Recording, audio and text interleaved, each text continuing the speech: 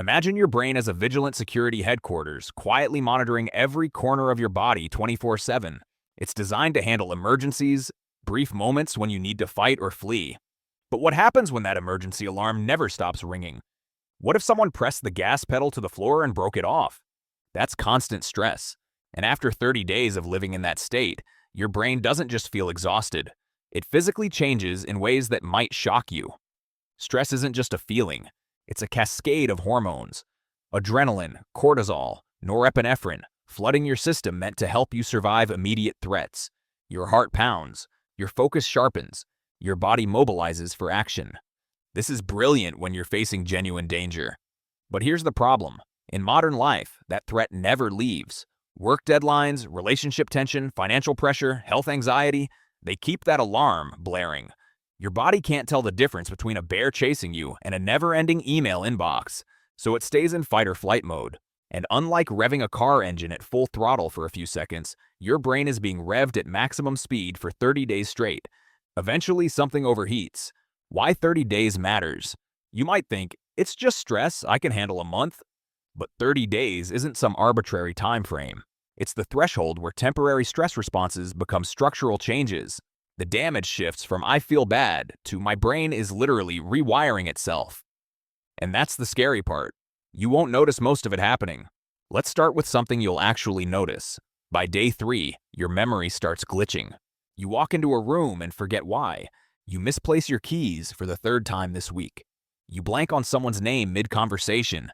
This isn't you being forgetful, it's neuroscience. Cortisol is flooding the hippocampus, your brain's memory center, and it's literally weakening the electrical signals needed for short-term memory and focus. Your brain is prioritizing survival over remembering where you left your phone. But here's what's terrifying. Brain scans show that by week 2, the hippocampus actually starts to shrink. Cortisol is bathing this region for days on end, and the tissue is contracting. By day 30, many people report walking around in a mental fog, forgetting appointments, losing track of conversations, struggling to recall names of people they know. Your memory isn't just fuzzy. Your memory center has been under siege for a month and is literally weaker than before. Around day 10, something shifts emotionally. Small annoyances that wouldn't normally bother you suddenly trigger you. Your loved one makes an innocent comment and you snap. Then 5 minutes later, you're crying at a commercial. Why? Because chronic stress rewires your brain's emotional circuits. Specifically, your amygdala, the fear center, is being fortified by stress hormones. Think of your amygdala as a muscle. Constant stress is like weightlifting for that muscle, and it's getting bulked up. Studies show the amygdala actually increases in size and activity under chronic stress. Meanwhile, the part of your brain that handles rational thinking, the prefrontal cortex, is getting weaker. You're essentially losing the ability to think clearly while your fear center is getting stronger. You become hypervigilant.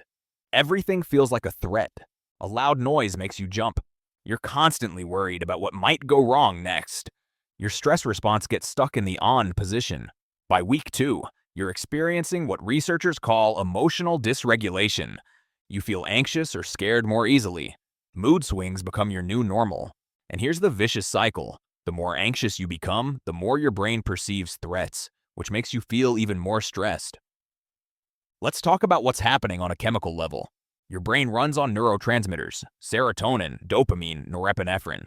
These are the chemicals that make you feel good, motivated, calm, focused. Under constant stress, your brain is burning through these chemicals like a car engine on overdrive. Serotonin, the happy chemical, and that gets depleted, leaving you feeling down, anxious, irritable. Dopamine, the motivation and reward chemical, drains away. After 3 weeks of stress, many people notice they're no longer excited by things that used to bring them joy.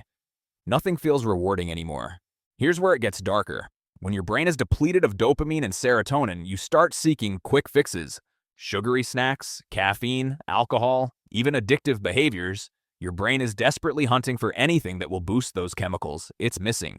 Researchers have found that people under prolonged stress are significantly more prone to addiction, partly because their brains are chemically craving relief. By day 2 or 3, sleep starts falling apart. You lie in bed, tired but wide-eyed. Your mind races about everything that could go wrong. You fall asleep, then jolt awake at 3 a.m., mind alert as if it's morning. This isn't random insomnia. Stress hormones are actively sabotaging your sleep cycle, disrupting your circadian rhythm, your internal clock. By week 2, many people aren't getting deep, restful sleep anymore. And this is where it gets vicious. Without proper sleep, your brain can't clear out toxins or encode memories efficiently. You end up with slower cognition and an even shorter fuse emotionally. So you're stressed, which disrupts sleep, which makes you more emotional and cognitively impaired, which makes you more stressed. By day 30, you're exhausted during the day but still wired at night, trapped in a cruel loop of fatigue and overstimulation. Here's something most people don't know about. In a healthy brain, a protein called BDNF, brain-derived neurotrophic factor, acts like fertilizer for your neurons. Think of BDNF as tiny gardeners tending to your brain's garden, planting seeds for new memories and learning. New brain cells are constantly being born in the hippocampus. But under constant stress, cortisol essentially kills off these gardeners. Studies show that cortisol suppresses BDNF production. By week 2, your brain's ability to repair and grow is stunted. The garden of your mind isn't getting watered. New flowers, new brain cells, aren't blooming like they should. Over time, this reduction in new neurons is linked to depression and diminished cognitive function. By day 30, your brain hasn't just felt different, it's literally changed shape. The hippocampus has shrunk. The prefrontal cortex, the region behind your forehead that governs decision-making and self-control, has dimmed in activity. The amygdala has enlarged. Your brain's protective shield, the blood-brain barrier, has also started to weaken. Continuous cortisol makes this barrier leaky, meaning harmful substances can more easily slip into your brain. It's as if stress opened tiny cracks in your brain's armor. This sets up a silent hazard for future inflammation and impairment. By the end of 30 days, the cumulative effect hits hard. You're walking around in a mental haze. Memory is noticeably worse. Decision-making feels impossible because your executive center is burned out. You might describe it as hitting rock bottom, feeling detached in a constant fog, possibly edging toward hopelessness.